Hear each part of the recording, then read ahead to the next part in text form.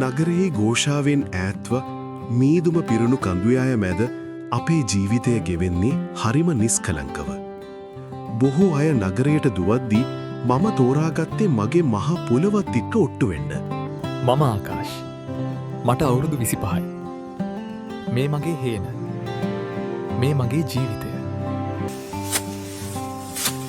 හේනක් කරනවා කියන්නේ ලේසි වැඩක් නෙවෙයි. පාන්දර 4 ඉඳන් රෑ වෙනකම්ම ගත වෙන්නේ මේ පස් එක්ක. මම හදන්නේ ස්වභාවික විදිහට හැදෙන පිරිසිදු වගාවක්.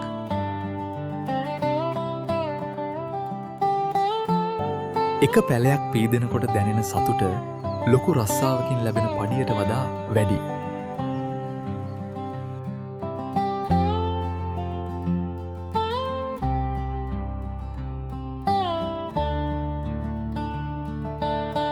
අද මගේ අස්වැන්න නෙලන දවස.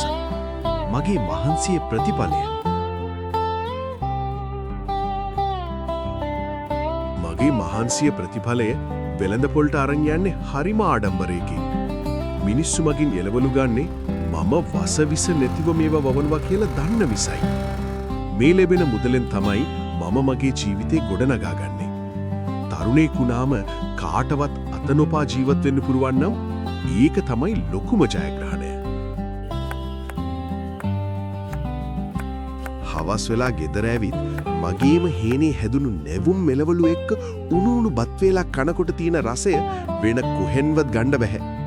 ඒක ඇඟට වගේම හිතටත් ලොකු සනීපයක්.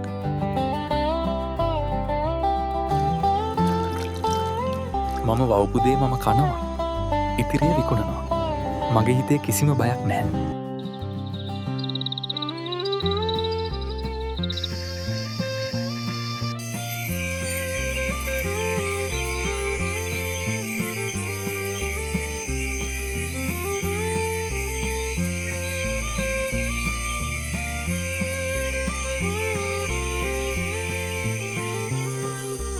ඔයාලත් උත්සාහ කරන්න.